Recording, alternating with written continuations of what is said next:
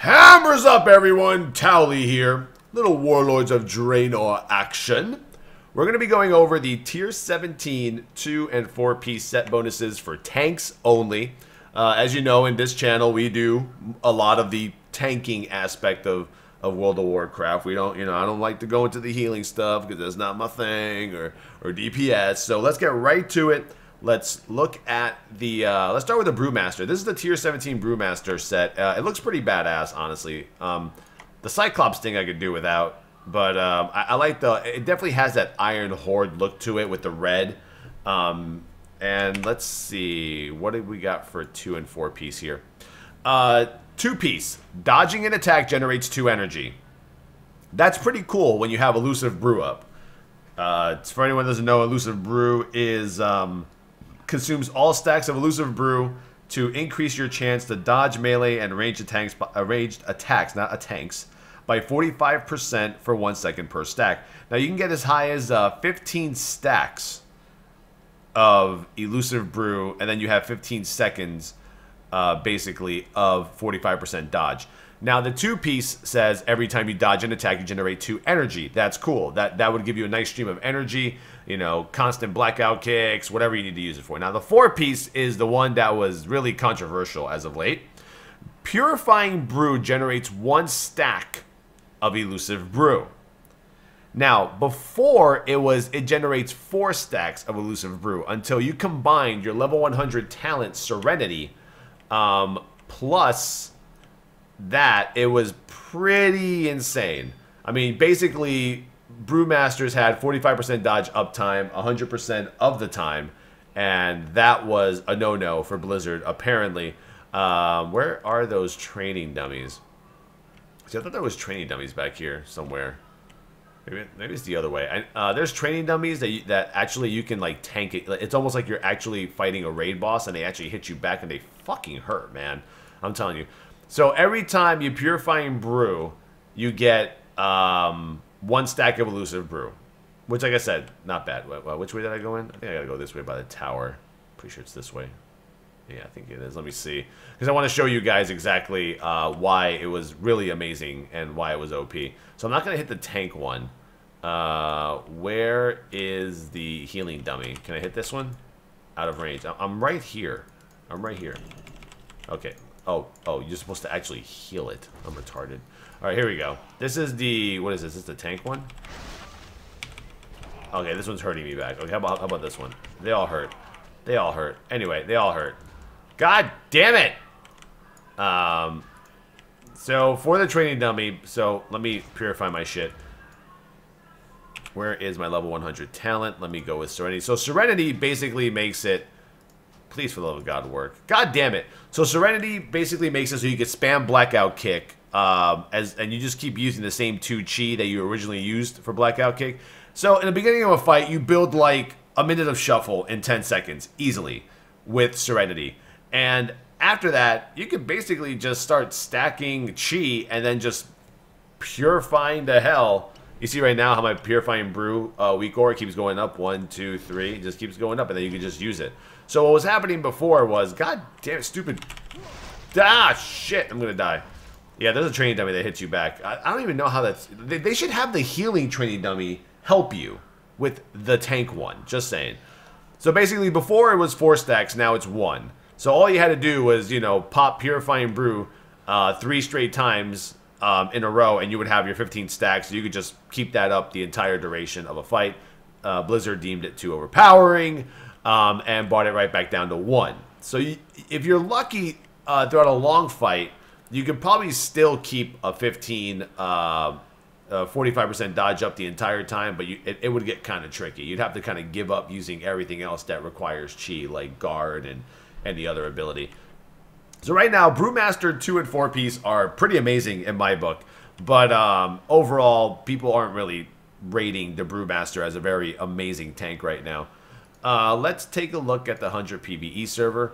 Let's look at Paladins. Now, Paladins was personally my favorite, because Paladin actually and Warrior 2- and 4-piece are all about what Paladins and Warriors are about. Just mitigation, block, block, block, block, block. So here's the Power Ranger. Twitch Towel the Power Ranger. So their 2-piece says, when you use Avenger's Shield, your block chance is increased by 12%. Now this was 50% before this last build came out, I think last night.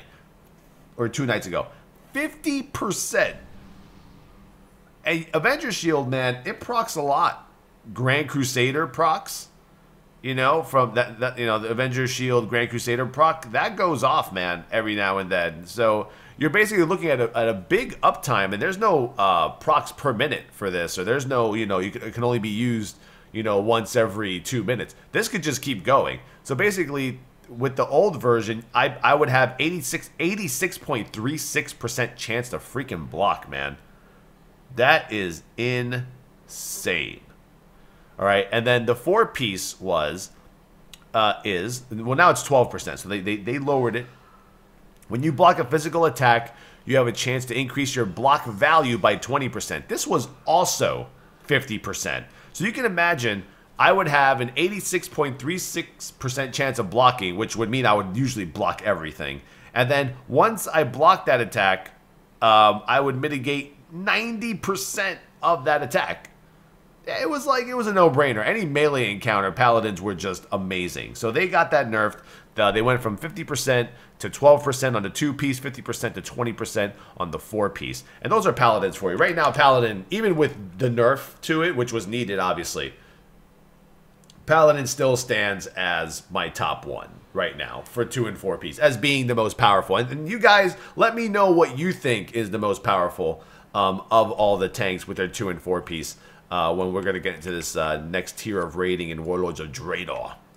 So Warriors, they have Shield Slam has a 8% chance to automatically cast Shield Block. That's the 2-piece. So 8% chance. So anytime you have Shield Slam, you have an 8% chance to cast Shield Block. Now once Shield Block is active, your shield block value is increased by 5%. Now, they got the heavy-ass nerf stick on theirs. I'm checking MMO Champion right now to confirm my numbers. Before, it was Shield Slam has a 25% chance to cast Shield Block. And then the 4-piece was while Shield Block is active, your shield block value is increased by 30%. So this week, man, Warriors have had the craziest nerfs.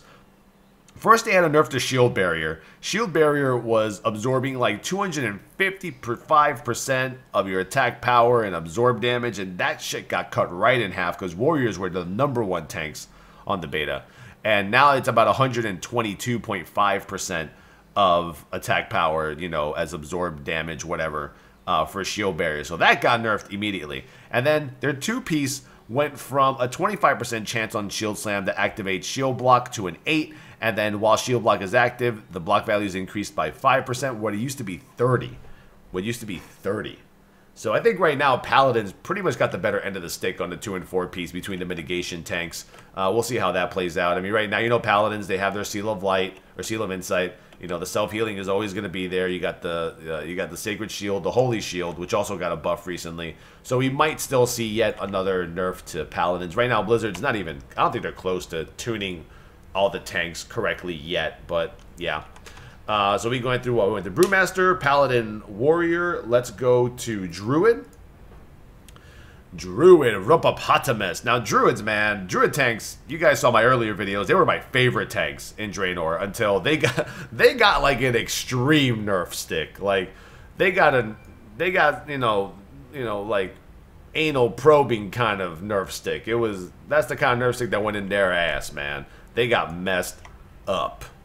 All right, so their 2-piece is while you have Tooth and Claw buff, Maul consumes 10 less rage. I believe the Tooth and Claw buff goes from your auto attacks.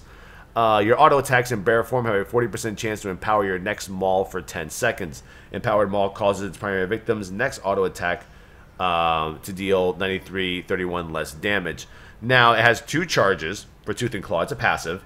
So usually Maul would cost you about, what, 20 rage? Now it will cost you, what, 10 rage. So it'll consume 10 less rage while the buff is up. Now, 4-piece is applying Tooth and Claw to a target increases the healing of your next frenzied regeneration by 10%, stacks up to 5 times. And that's an okay 2 and 4-piece. That's an okay 2 and 4-piece. Nothing too crazy. Nothing too insane. It's all right. And that's pretty much it for bear tanks. But I like the way their tier 17 looks. It's like very Moonglade-y, very Druid-y, if that's even a word. Very Druid-y. All right, let's take a look at Death Knights. By far, once again, I'm very sorry to all the DKs out there, but I am a DK hater. I am not a fan of Death Knights in any way, shape, or form. Never have been. And I don't really care to play one. I play one sometimes just to have an ult so I could use for like more runs and more mount runs and shit. But let's take a look. I do like the little Cyclops helm though. Pretty cool, like a submarine helm or some shit. For the 2-piece for the tier 17 for Death Knights, we have each stack of Scent of Blood consumed reduces the cooldown of Vampiric Blood by 5 seconds. So I think that means... Oh, I think Scent of Blood can stack up to, what, 5 times? So that's 25 seconds shaved off of Vampiric Blood. That's pretty good. That's a 15%. Vampiric Blood is a 15% increase in maximum health and healing received for 10 seconds. So that's pretty OP. And 4 pieces, while Vampiric Blood is active, your blood shield cannot be reduced below 3% of your maximum health. And that's pretty much it right there, man, for Death Knights. You guys let me know, which tank do you think wins the 2 4-piece tier 17 challenge? I am going to go with Paladins. I think that because Avenger Shield is only like on a 12 to 13 second cooldown because of the haste that we have, not to mention the Grand Crusader procs, and it's constantly procking, even on AoE or on single target. And then for the block value to go up so high, I don't know. I think they're still going to tone that down a bit for Paladins, because they do seem like they're stronger than the Warriors in that sense. So I'm going to go with Paladins as my pick. You guys let me know yours, and catch some more Warlords of Draenor action from the beta while we make our way to the live server 6.0 and the release of Warlords, which is, I think, November 13th, 2014. So thank you everyone for watching. Twitch.tv/Towelliee, Twitter.com/TowelTheTank, Facebook.com/Towelliee, Towelliee.com, and all that good sellout shit. Double chest pound. Peace out. Enjoy the tanking, baby. Inqua, boo!